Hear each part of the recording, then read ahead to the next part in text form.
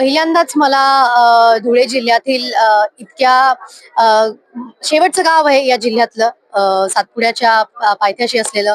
त्यामुळे इतक्या लांबपर्यंत येण्याची संधी मला पहिल्यांदाच मिळाली आहे आणि ही संधी फार विशेष आहे. कारण अतिशय सुंदर अशी एक योजना किंवा अभियान सुरू आहे, मुख्यमंत्री समृद्ध पंचायत राज अभियान, ज्या अंतर्गत ग्रामीण भागातला विकास, ग्रामपंचायतींना सक्षम बनवणे आणि महिला सक्षमीकरण, डिजिटलायझेशन शाळांमध्ये, या सगळ्या विविध उपक्रमांमधनं ग्रामीण भागात ग्रामपंचायती ज्या आहेत त्या आणखी जास्त सशक्त करण्याचा एक प्रयास आहे. आणि या सगळ्या प्रयासामध्ये आपल्या बरोबर सरकार आहे, प्रशासन आहे, ग्रामपंचायत आहे.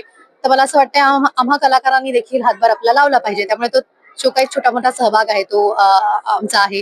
त्यामुळे प्रसारासाठी आणि आपल्या सगळ्या ग्रामस्थांना आणि ग्रामसेवकांना, जे खरं तर ग्रामपंचायतीत असून नसून देखील खूप जोशाने, खूप उत्साहाने या अभियानात भाग घेत आहेत, त्यांचा उत्साह वाढवण्यासाठी खरं तर इथे मी आली आहे. कुठलीही योजना ही फक्त शासनापुरती किंवा सरकारपुरती मर्यादित नसते. जोपर्यंत गावकरी सगळे एकत्र येऊन लोक चळवळीतनं, लोकसहभागातनं काम करत नाहीत, तोपर्यंत खऱ्या अर्थाने विकास काम पूर्ण होत नाही. त्यामुळे लोकांना आवाहन करायला आली आहे की एकत्र या, आणि बक्षीस खूप मोठं आहे, ते जे गावाला मिळणार आहे आणि गावाच्या विकास कामासाठी मिळणार आहे. त्यामुळे धन्यवाद.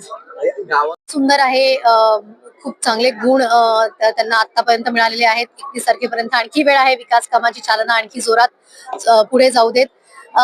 खूप सुंदर आहे गाव, खूप चांगलं काम चालू आहे. अंगणवाडी असू देत, व्यायामशाळा असू देत, शाळांमध्ये असलेलं डिजिटलायझेशन असू देत, आरोग्य, शिक्षण, विविध क्षेत्रामध्ये सुंदर काम चालू आहे आणि हे काम असंच जोरात चालू राहू देत अशा मी शुभेच्छा देते.